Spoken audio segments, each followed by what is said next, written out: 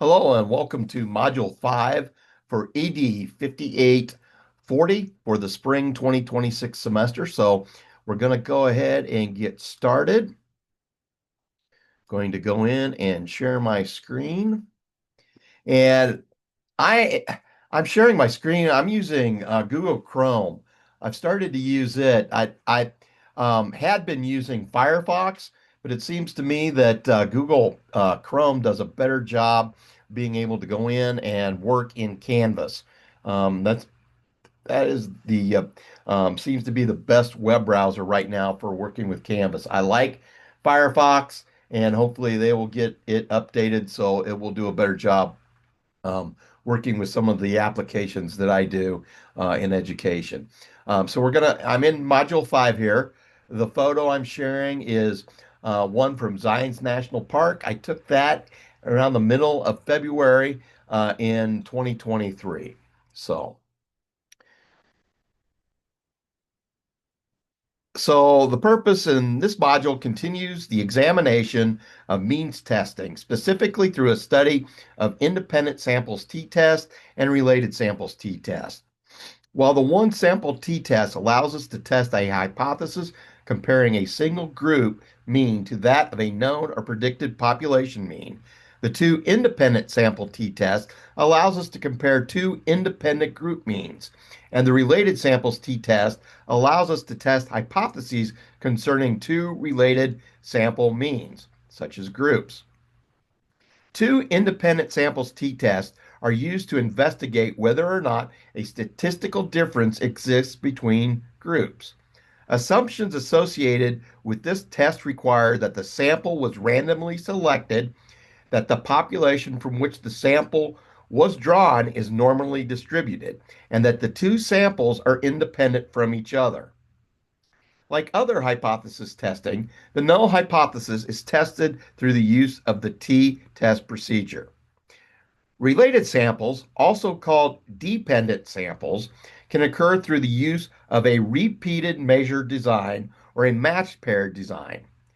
Repeated measures means that participants are observed at different times, and each time data is collected that is considered a group. For example, participants could be measured before a treatment is applied and then measured again after the treatment has been applied, such as a pre and post test design. Or they might be measured across two different treatments, which is within subjects design. Related samples can also be established through the use of matched paired design, in which case participants are only measured once within the group they belong and then matched with another participant in another group based on some common characteristic. When conducting any statistical procedure, it is important to understand the assumptions of the procedure and ensure they have been adequately addressed. Assumptions of the related samples t-test are normality and independence within groups. As we learned from our study of the one sample t-test, a significant finding should include a reporting of effect size. Effect size provides an indication of the meaningfulness of a significant finding and can be numerically represented through any of three different statistical calculations. Those are Cohen's d, eta squared, and omega squared. Each of these effect size measures are included within and important for our study of related sample procedures. Another important concept is that the standard error can be estimated from sample data and used to establish confidence intervals. A confidence interval represents a range of values in which we can be sure within a designated level of probability, usually 95%, but it could be any level decided upon, that the value of the population is within. The lower value of the confidence interval is called the lower bound, while the upper value is called the upper bound. The lower and upper bound are sometimes reported within brackets, for example, LB and UB. When the confidence interval for the mean difference contains the value 0, then that indicates insufficient evidence to conclude a difference exists between groups. A mean difference value of 0 indicates there is no difference between groups, and thus, if 0 falls within the confidence interval determined for the mean difference, then we cannot claim a difference exists between groups. So that is an overview of the module, the activities, and you're currently watching the Module 5 Introduction and Instruction. Then Chapter 10, Testing Means, 2 independent sample t-tests with confidence intervals. And then click here for the PowerPoint, the supplemental PowerPoint.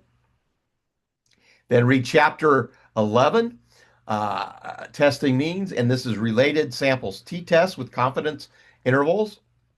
And you'll click on here. And then I have videos to watch. The first one here is on 2 independent samples t-test. Then on independent samples t-test in SPSS. And then a couple years ago, I put together a video on running 2 independent samples t-test. Then a recording on confidence intervals for independent sample t-test. Then calculating related samples t-test. And then I have a recording on related or paired samples t-test using SPSS. And then the final activity is to post your module reflection. And then it's suggested that the completion date for Module 5 is February 22nd. So by now, you have submitted the quantitative research summary paper, and also should be thinking on the final project.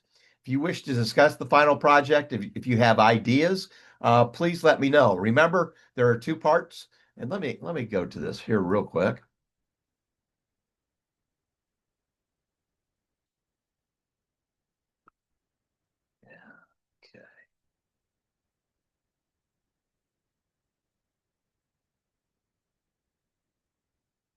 So remember, there are 2 parts to the final project.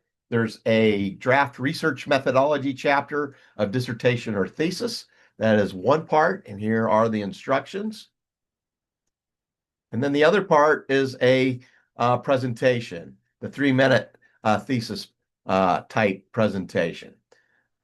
So again, we're looking at by the time that you complete this module, toward the end of February, you're looking at about 2.5 months until the final projects are due. So if you wish to discuss these, please let me know. If you have any questions, let me know. I'd be happy to meet with you to talk about the assignments. And that concludes my introduction and instruction for Module 5 for ED 5840. Take care, and I'll talk to you later.